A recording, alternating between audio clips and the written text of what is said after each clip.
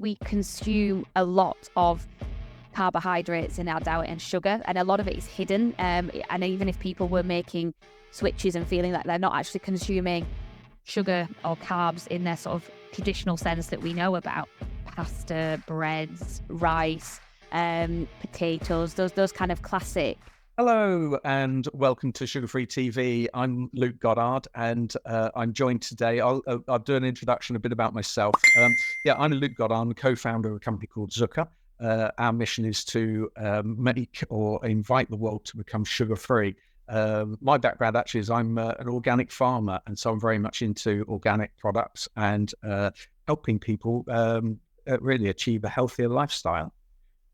So can I pass over to Victoria? Can you introduce? Yeah, of course. So hi, I'm Victoria and I'm here with Alison, my co-founder, and we have a brand called Everbold, which is a ketogenic, high-protein snacking proposition at the moment. And we set up a couple of years ago.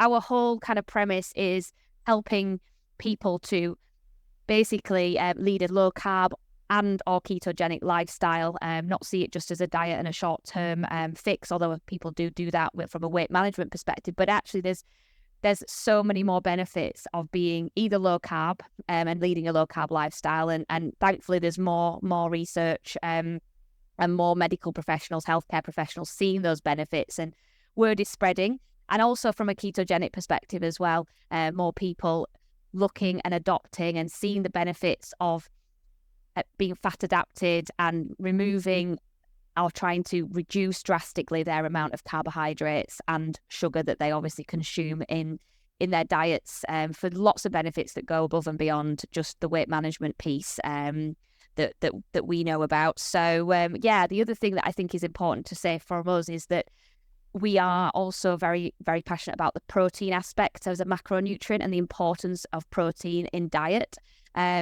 When people particularly talk about keto, they obviously immediately think that's to do with fat, and it's to do with increasing fat and fat being a friend, but equally the carbohydrates being reduced as much as possible, eliminated, etc. But a lot of people forget about the role of protein in the diet, and also in a ketogenic diet.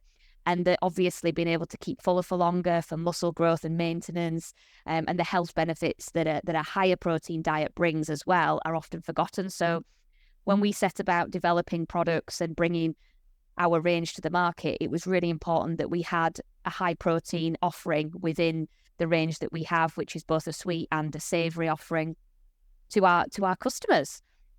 Brilliant. Okay, that's awesome. Thank you. Awesome. And would you like to? So just for anyone watching, just to explain a little bit behind keto, if some people might not be aware of what keto is or how to follow that kind of lifestyle.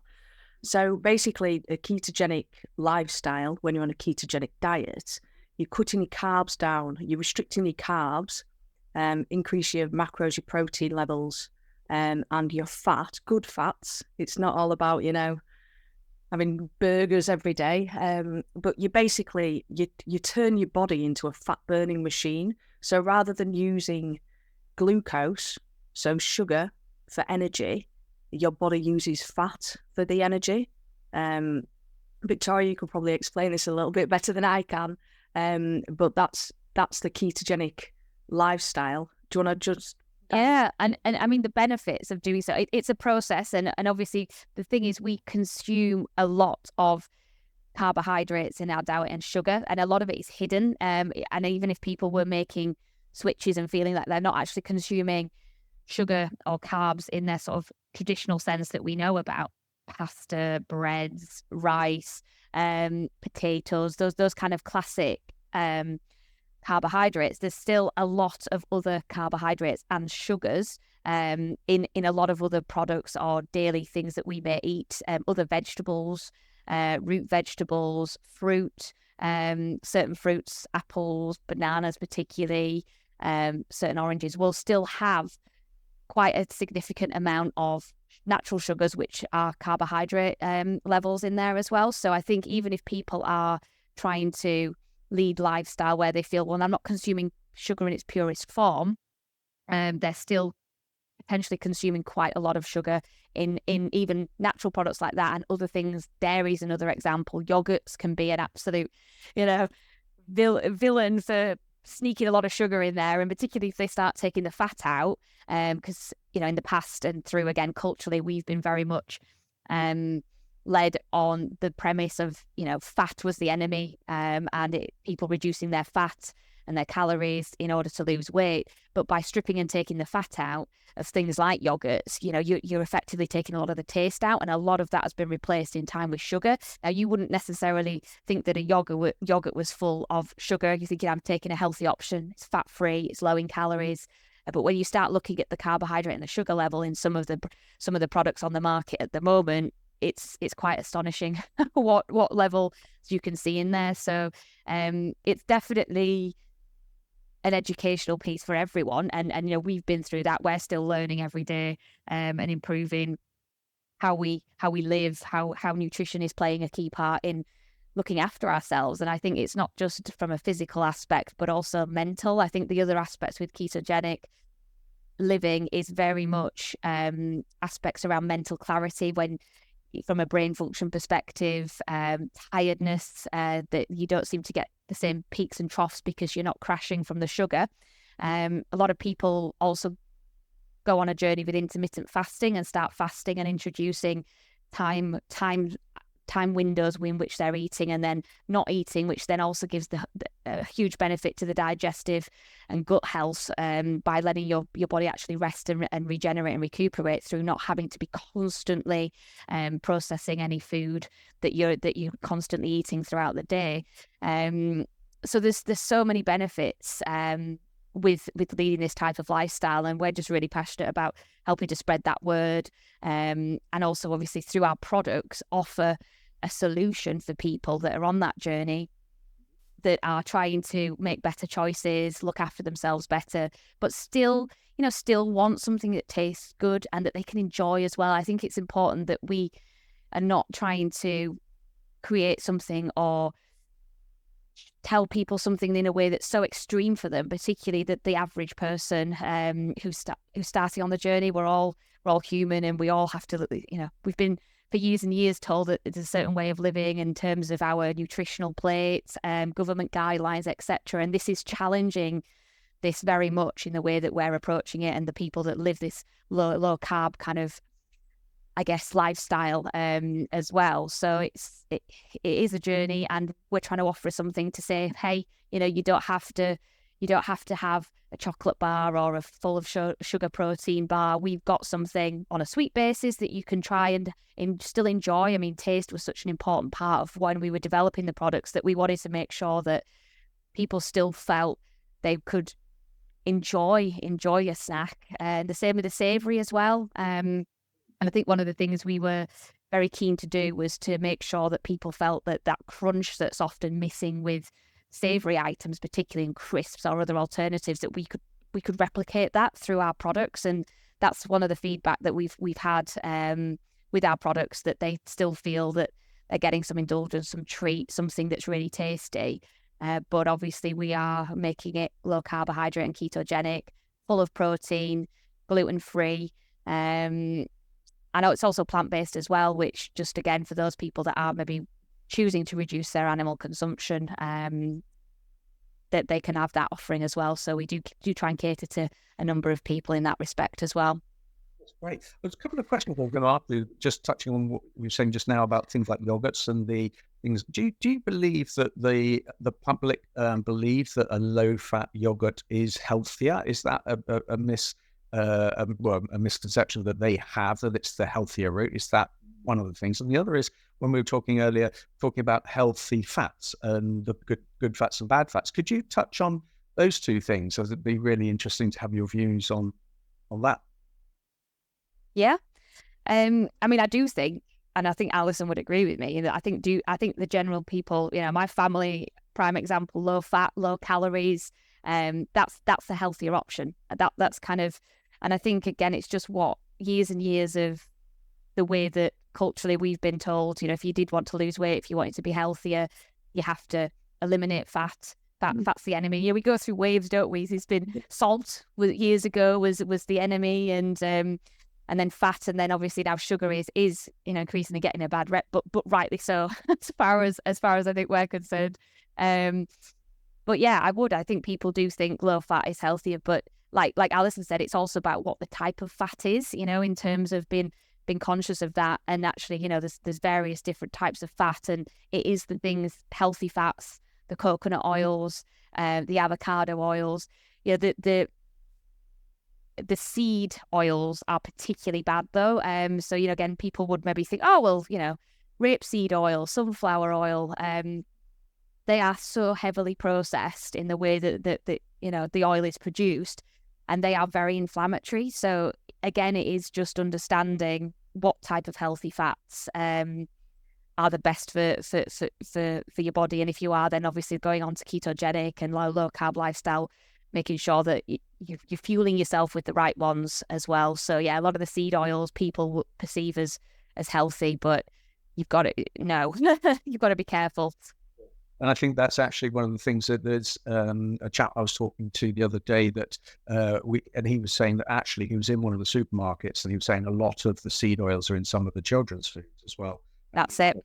Try to, act it in, and it's not a healthy option. But so tell me a bit about how you see, the problem for people generally in terms of lifestyle. We were talking about, being hungry and snacking. Do you see the variety of things that are available to people as part of the problem? And is it an education thing, or do you think it's availability of some of the less healthier snacks that are really easy to come by? Probably a bit of both. The convenience of grab and go snacks, and basically the government guidelines for years and years have been, your meat and 2 veg and having a kind of that level of carb on your plate. But if you go back to the caveman times, we were leading a much higher fat lifestyle, and you didn't have those sugar crashes, peaks and troughs of the carbs. When you consume carbs and your body turns it to glucose, and you have that energy boost, and then half an hour, 45 minutes later, you think I'm hungry again. What else can I eat? I want another snack. Whereas when you're leading a ketogenic or a low carb lifestyle, you just don't have those ups and downs. It's a much steadier and level energy. Yeah. Let's say, you're sleeping better, you've got more mental clarity, and your energy levels are a lot more stable. So you don't have those peaks and troughs. Victoria? And I think as well that, with the snacking side of it, then the snacking choices are more conscious, rather than just, you're not just eating because you suddenly feel hungry because you've had a sugar crash, so you just grab something. I think the problem is availability is like you say, the big brands will, get that exposure in the retail sort of locations. And obviously then availability, you go in, you see what you see, marketing, advertising, everything that's pumped into that is that, yes, the types of products that we manufacture and a lot of other brands in this space don't get the airtime, don't get the attention, don't have the availability on the shelf because it's not a category yet it's still very much growing and new, and a lot of the retail buyers and people that are making those purchasing decisions in the mainstream retail are not educated around this, and also. And it's a commercial piece as well at the end of the day.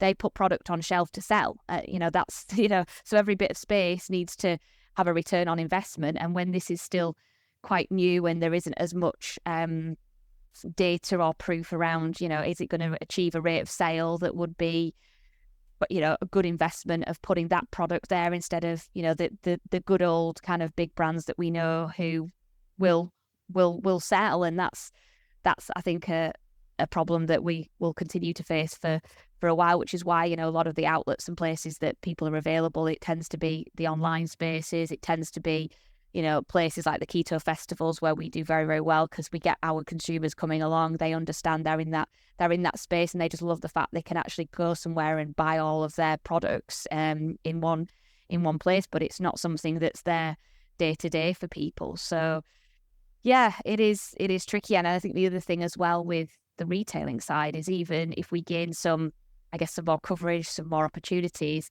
with the HFSS regulations that have come in the UK, well, yes and no, like keep backtracking and things are coming in, but they will continue to come in phases.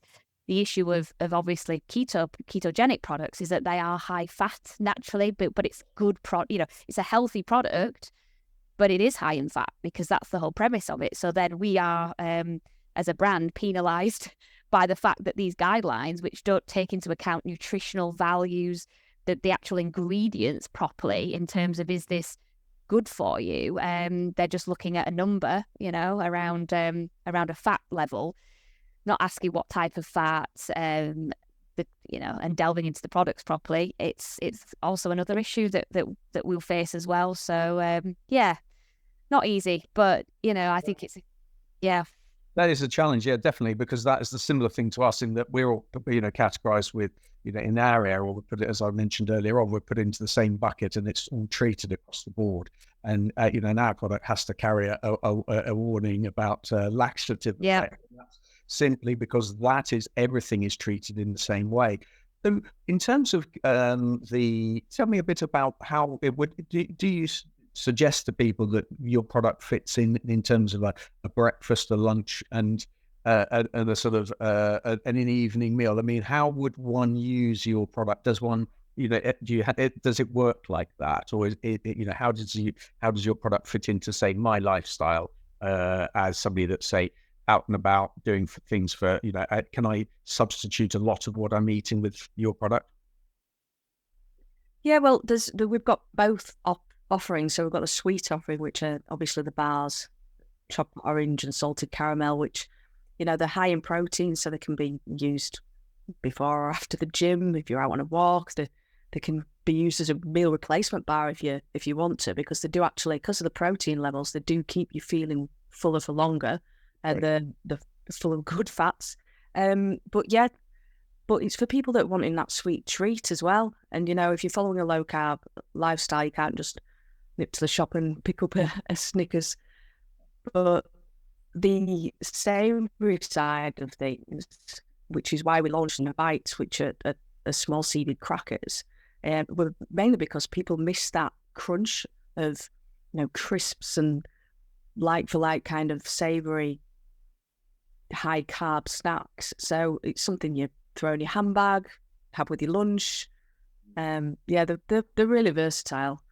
Yeah, and I think that was kind of what we wanted to offer, because that on the go, that busy lifestyle, that kind of represents who we are as individuals. But also we knew there is a demographic of people who, you're busy, you're wanting to stick to this, you're making a commitment, but it's very difficult if you are outside of your environment, which increasingly coming post-pandemic, out of lockdown, and things are resuming. So life takes over again. You're out, you're busy, you're moving around, you're traveling, you're on the go. To be able to maintain that, having an offering, because, we've had people talk to us about, why don't you make bigger packs of the crackers? But actually that 30 grams is small, but it's filling, and nutritionally that works very well, because again, when you think about this, and a lot of people are doing this from a weight management perspective, they're watching what they eat. It gives you a controlled portion size, which I think again is important, because there is a tendency, and it's very easy to overconsume. And that way it's there, it's ready, it's on the go, and so that very much fits into us and the proposition of the brand, of that kind of on the go, where we're offering on the go, and those moments where you are busy, you could make the wrong choice, but we're offering something to keep you on track wherever you are in that journey, keep you on track, but it's something enjoyable as well, and you can still pause and have that moment of something that is good for you and tastes good as well. So that's brilliant, because that's that fits into everybody, in many ways, everybody's lifestyle. But of course, the thing that's always a challenge, though, is making sure that the people that want to do that and follow it have got the access, isn't it? That's the thing, is making sure people have thought in advance, and bought enough product to actually carry them, then carry it in their bags or in their car, and then then they're not tempted to sort of when they're filling the car up or something, go and buy a chocolate bar because it's convenient, but it's actually making sure that they've got that with them. And do you how do you tackle that with your customers? Do you have people on people buying from you steadily on month to month? Is that a sort of a subscription model that you would operate to help people with that? Yeah, it's something we definitely want to do. We haven't implemented it yet, have we, Alison? Alison takes care of the website and a lot of the digital stuff, and it's definitely something we want to get into the mix, I think, in the forthcoming months, because we do have regular customers coming back and buying regularly, but obviously on a subscribe and save sort of model, that helps everyone because it helps them not forget. It helps us know that we've got that continuum of business with that loyal customer as well. So I think it's something we do definitely want to do, and it is a bit forward planning, isn't it, with everybody, and having the availability of the product for our customers and consumers is important. Because I do that I only mention that because I buy oil from Amazon and I've got it on it's on subscription. I sort of get a gallon of linseed oil and that comes to me sort of once a month. And if that isn't on subscription, then my poor old horse goes without his oil, and therefore, and I've experimented with different oils, and he has certain favorites, and I did a TikTok with it, and fed him some sunflower oil a few weeks ago, and he wasn't so keen on the taste of that. Got on the roof of his mouth, and he was wanting to I think, spit it out. But at the end of the day, I was explaining to him it's all about calories and having a slow burn, and that's much better for him than having. And so I've taken him off sugar beet because beet is fed a lot to horses. And I know we're sort of going off topic, but we're all mammals at the end of the day. We're all kind of fueling the same way, and so therefore, getting more oils into their diet is obviously something that's key. So that and also the other thing, with all the other things with oils as well that people perhaps don't know about. I mean, obviously skin as well. I mean, are there any the things that you could talk about in terms of other benefits? Obviously, we talked about the right proteins, but in terms of oils have got to have quite a lot of benefits in terms of skin condition and obviously reducing sugar. I saw a video, it's quite interesting, and it was a lady did a short video about her skin as she stopped sugar consumption and her skin quality improved. And I'm guessing that's the same with your product. Yeah, absolutely. I mean, our bites are they're 100% some natural ingredients, so there's nothing that would be sugar. It's a savoury proposition. With the bars, we use inulin and erythritol stevia blend in order to then have as little as possible but give that level of sweetness that's needed. But then after that, it is then, like, say, coconut oil, cacao mass. It's a peanut butter base that we use in our bars, and then we've got crispies in there. So the protein crispies just add this really nice texture and crunch, and it's always really surprising what the reaction is when people try the product, when we're sampling them, because it's not what they expect of either a keto bar or a protein bar. And because we've combined the two, but we've got a really unique texture and flavour profile that comes out of it, I think people are either expecting a sort of chewiness that you get with a lot of protein product, difficult to sort of chew and consume. Taste isn't usually that great. Because we also are plant-based, the protein source of protein in there is plant-based. So again, they're expecting a bit of maybe a nasty aftertaste with sort of like a pea flavouring or that kind of chalkiness that you get as well. And again, because they don't have any of that, we're really kind of a soft, melt in the mouth, crunchy bar. It's always really interesting to see people's reactions when they try it, or you're on a stand and they sort of take it, walk off, and then you see them turn around and come back and go, yeah, okay. So that's obviously, so that's what people are doing then when you're at the show. You've got some samples, people are trying them, and then that's great. It's really nice then to be doing that, isn't it, at a show where people are suddenly surprised and then saying, yeah, let me take some of that. I'll buy some now. Yeah, absolutely. It's really encouraging, and I think as well, we found it a really great platform for us to get feedback with our consumers, and we've tweaking our products constantly around the feedback that they give us. Around texture profile. Is there enough flavour in that? With one of our with one of our crunchy savory offerings, we kept tweaking the sort of the amount of the flavor in there and taking feedback from people on that. Also, when we're doing some new product development, it's been amazing to be able to take some prototypes out and basically test that with people, and they really enjoy being part of the process. And it's really important for us, these are the key people that we want to be, our customers, our would-be customers, to get their insights and feedback on the flavor, the texture, would they buy it. And it's allowed us to, the chocolate orange that we launched, the bar, originally it was a limited edition piece. We weren't considering, we just said we need to bring some new flavors out and, excite our customers. But the response when we obviously brought it initially, got some testing and feedback, tweaked it, got it as it needed to be. And then when we launched it, it just went crazy and people were just loving it. And to the extent we had to pretty much say, okay, we'll keep it then, people just say, can we have some more? Can we have some more? And don't just have it limited edition. We ended up having to sort of agree with them and say, well, fair enough, and it's now a staple in the range. But it's been great to get that feedback and understand what consumers are saying and how they feel about the products, because that just allows us to keep improving what we're doing and, make better and better products, hopefully. So, yeah. As far as that is concerned, I mean, it sounds almost like it was somebody my son would love, and he'd love it in his lunchbox. And I think that would be, something from a, children's perspective sounds like a great lunchbox addition. Yeah, I mean, the issue we have at the bar at the moment is because it's a peanut butter base. So from an allergy perspective, yes. On the lunchbox side, which is why we are looking as well. We've got a lot of people just say, look, if you could do something that would be, I guess, suitable for lunchboxes and for the kids, it would be an absolute game changer. And I think, starting young and being able to educate people on an earlier journey is also something that is really important. But we have to get to a product that would work, I think. There we are looking into it. We are looking at diversifying from the peanut butter base to have another offering that we could diversify into other segments like this. And I do think the children, the kids and the younger adults that we can engage with, the better, because of what we're offering and what it represents, and just the ability to then start educating people on healthy lifestyles, how they want to live, how their nutrition really does impact the way they feel on a day-to-day basis, and making those healthier choices earlier on in life are going to set you up for hopefully a better, longer, more enjoyable life in the long run. So, yeah.